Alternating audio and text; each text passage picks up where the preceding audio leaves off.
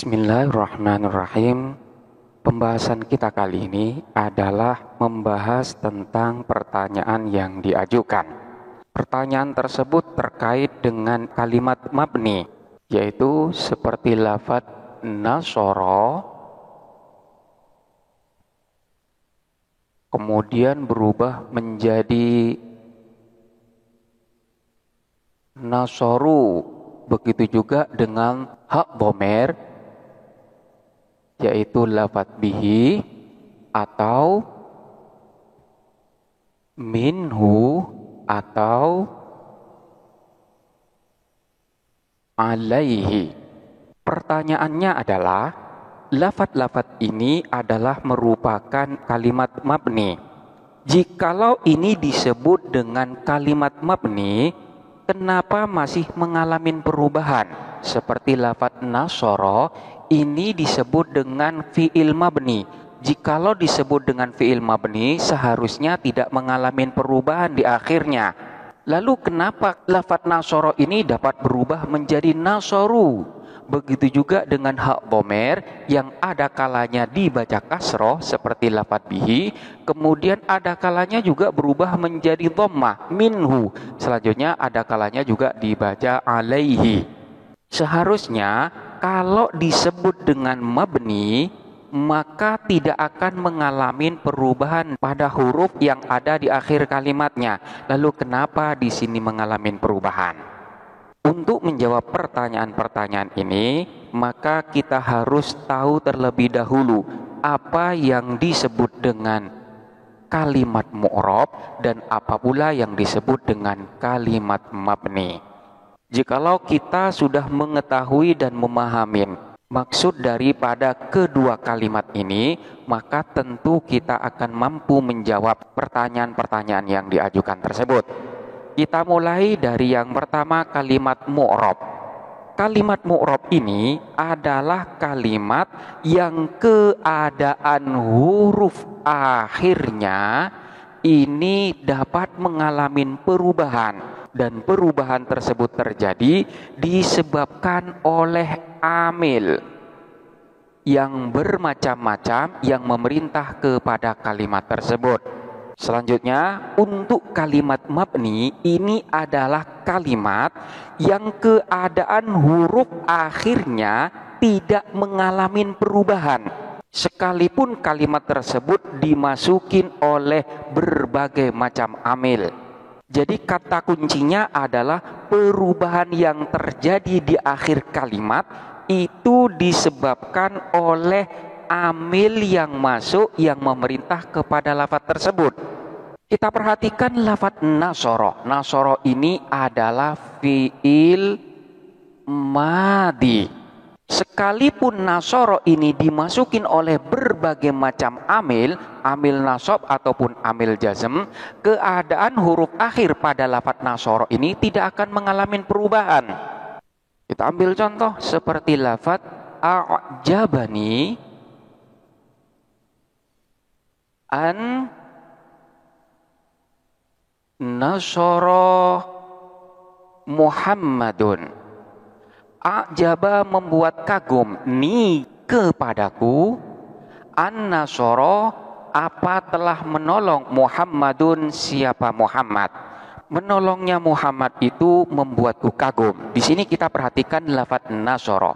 Nasoro yang merupakan fi'il madi ini dimasukin oleh an yang merupakan amil nasab. Seharusnya manakala lafaz nasoro ini disebut dengan kalimat yang mu'rab, maka di sini akan mengalami perubahan. Harkat fathah yang ada pada lafaz nasoro ini adalah harkat asli, bukan harkat yang menjadi tanda nasab suatu kalimat karena dimasukin oleh an, melainkan nasoro ini adalah merupakan harkat kemabnian, di mana harkat itu ada sejak lafaz nasoro ini dibuang. Hal tersebut dapat dibuktikan ketika lafaz nasoro ini dimasukin oleh amil jazm, seperti lafaz man nasoro nusiro. Man adapun barang siapa, nasoro ialah menolong siapa man, nusiro maka ditolong siapa man. Di sini kita perhatikan terdapat dua fi'il madi, yaitu lafadz nasoro dan nusiro. Dan kedua-duanya ini dijazmkan oleh man, di mana nasoro ini sebagai fi'il syarat daripada man dan nusiro menjadi jawab syarat daripada man. Man sendiri adalah amil jazm yang dapat menjazmkan kepada dua fi'il sekaligus.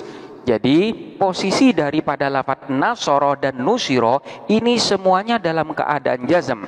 Namun lafadz nasoro tetap pada bentuk asalnya, begitu juga dengan lafadz nusiro tetap pada bentuk asalnya, yaitu tetap dimabnikan fathah. Yang seharusnya manakala fi'il tersebut dalam keadaan jazm, maka tanda jazmnya di sini dengan menggunakan sukun. Seharusnya di sini dibaca man nasor nusir, namun di sini tidaklah dibaca sebagaimana yang tadi, melainkan tetap dibaca dengan mabni fathah sebagaimana bentuk asalnya. Jadi sekalipun dimasukin oleh amil nasab ataupun amil jazm, bentuk daripada fi'il madi ini tetap dan keadaan huruf akhirnya tidak berubah. Ini menunjukkan bahwa lafadz nasoro ini adalah kalimat yang mabni. Selanjutnya perubahan yang terjadi dari nasoro berubah menjadi nasoru. Ini bukan karena disebabkan oleh amil yang memerintah, namun perubahan yang terjadi tersebut adalah karena untuk mencari makna yang dikandakin sesuai dengan pelaku yang ada. Jadi nantinya lafadz nasoro yang pelakunya itu adalah mufrad, mudzakkar, ghaib, atau bisa kita terjemahkan dengan pelaku daripada lafadz nasoro adalah dia laki-laki satu. Manakala kita kehendakin bahwa pelakunya di sana adalah mereka laki-laki banyak, maka dari nasoro ini akan kita rubah menjadi nasoru. Jadi perubahannya ini bukan disebabkan oleh amil yang memerintah, namun disebabkan karena kita menginginkan makna dari pelaku yang berbeda. Sehingga nasoro berubah menjadi nasoru, bahkan berubah menjadi yang lain. Nasorta atau nasortunna dan seterusnya. Nasorta pelakunya adalah kamu laki-laki satu, sehingga dari nasoro berubah menjadi nasorta. Kemudian berubah lagi menjadi nasortunna karena kita menghendakin bahwa pelakunya adalah kalian perempuan banyak. Jadi perubahan-perubahan yang ada pada fi'il madi yang mabni ini bukan disebabkan oleh amil yang masuk, melainkan disebabkan oleh keinginan kita untuk mencari makna yang dikehendakin. Karena memang kita ingin mencari pelaku yang berbeda, maka kita akan melakukan tasrif, yaitu melakukan perubahan bentuk dari kalimat sesuai dengan makna yang dicari. Sebagai bahan perbandingan, kita perhatikan lafadz yansuru. Yansuru ini adalah fi'il mudhari' yang statusnya adalah sebagai fi'il yang mu'rab. Artinya keadaan huruf akhir daripada lafadz yansuru, yaitu huruf ro, ini dapat mengalami perubahan sesuai dengan perintah amil yang masuk. Kita ambil contoh seperti tadi, yaitu lafadz an yansuro. Asalnya yansuru berubah menjadi an yansuro. Lafadz yansuro di sini dalam keadaan nasab dan tanda nasabnya adalah dengan menggunakan fathah. Perubahan dari yansuru menjadi yansuro ini karena disebabkan oleh amil yang memerintah, yaitu disebabkan oleh amil nasab yang berupa an. Hal ini juga dapat kita buktikan manakala lafadz yansur ini dimasukin oleh amil jazm, sehingga nantinya akan menjadi lam yansur. Asalnya yansuru berubah menjadi yansuro, kemudian berubah lagi menjadi yansur. Perubahan-perubahan yang terjadi ini disebabkan oleh amil yang memerintah. Manakala amil tersebut memerintah untuk dibaca jazm, maka fiil tersebut akan berubah menjadi jazm. Begitu juga manakala amil yang memerintah tersebut termasuk dari amil nasab, maka fiil tersebut akan berubah menjadi nasab. Ini bedanya manakala kalimat tersebut masuk dalam kategori kalimat mabni dan yang masuk dalam kategori kalimat mu'rab. Jadi kalimat mabni manakala terjadi perubahan, maka perubahan yang terjadi bukan karena amil. Berbeda halnya dengan kalimat yang mu'rab. Perubahan yang terjadi di akhir kalimat tersebut dikarenakan perintah daripada amil yang bermacam-macam. Contoh yang lain seperti yang terjadi pada lafaz Khalid. Ja'a Khalidun. Ra'aitu Khalidan. Marartu bi Khalidin. Lafaz Khalid ini termasuk dari kalimat mu'rab, yaitu isim mu'rab. Dan perubahan-perubahan yang terjadi pada lafaz Khalid ini disebabkan oleh amil yang memerintah yang berbeda-beda. Di mana pada contoh yang pertama lafaz Khalid ini dibaca Khalidun, yaitu dalam keadaan rofa, karena amil yang memerintah itu memerintahkan lafaz Khalid supaya menjadi fa'ilnya. Ja'a datang Khalidun, siapa Khalid? Karena kedudukannya sebagai fa'il, maka harus dibaca rofa. Dan di sini tanda rofanya dengan menggunakan dhammah karena lafaz Khalid termasuk dari isim mufrad. Kemudian pada contoh yang kedua, lafaz Khalidun berubah lagi menjadi Khalidan. Hal tersebut disebabkan oleh amil yang memerintah, yaitu lafaz ra'aitu, di mana lafaz ra'aitu memerintahkan kepada lafaz Khalid untuk menjadi maf'ul bihnya, yaitu sasaran dari apa yang saya lihat. Dan maf'ul bih hukumnya adalah nasab, dan tanda nasabnya di sini dengan menggunakan fathah. Begitu juga dengan lafaz Khalidin, dari Khalidun berubah menjadi Khalidan, berubah lagi menjadi Khalidin. Pada lafaz Khalidin ini perubahan yang terjadi disebabkan oleh amil, yaitu yang berupa huruf jer, di mana huruf jer manakala masuk kepada kalimat isim, maka kalimat isim pun harus dibaca jer. Dan di sini tanda jernya dengan menggunakan kasroh karena Khalid adalah merupakan isim mufrad. Jadi perubahan-perubahan yang terjadi pada lafaz Khalid ini disebabkan oleh amil yang masuk yang memerintah pada lafaz Khalid. Berbeda dengan lafaz Nasara, perubahan-perubahan yang terjadi bukan disebabkan oleh amil, di mana sekalipun amil yang bermacam-macam itu memerintah kepada lafaz Nasara tetap akan dibaca Nasara sebagaimana pada contoh-contoh yang tadi. Namun lafaz nasoro berubah menjadi lafaz nasoru, berubah lagi menjadi nasorta, nasortunna, itu bukan karena disebabkan oleh amil, melainkan disebabkan karena ingin mencari makna yang diinginkan, sehingga haruslah dilakukan perubahan atau haruslah dilakukan tasrif. Selanjutnya pada kasus yang kedua, yaitu yang terjadi pada hak dhamir, di mana hak dhamir di sini ada kalanya dibaca kasroh, ada kalanya dibaca dhammah. Sementara hak dhamir tersebut termasuk dari isim mabni. Kenapa hak dhamir yang dinyatakan sebagai isim mabni itu masih dapat mengalami perubahan harkat? Bukankah kalimat mabni itu tidak akan mengalami perubahan harkat, dan yang dapat mengalami perubahan harkat itu adalah kalimat mu'rab? Kenapa hak dhamir ini tidak disebut dengan kalimat mu'rab, melainkan disebut dengan kalimat mabni?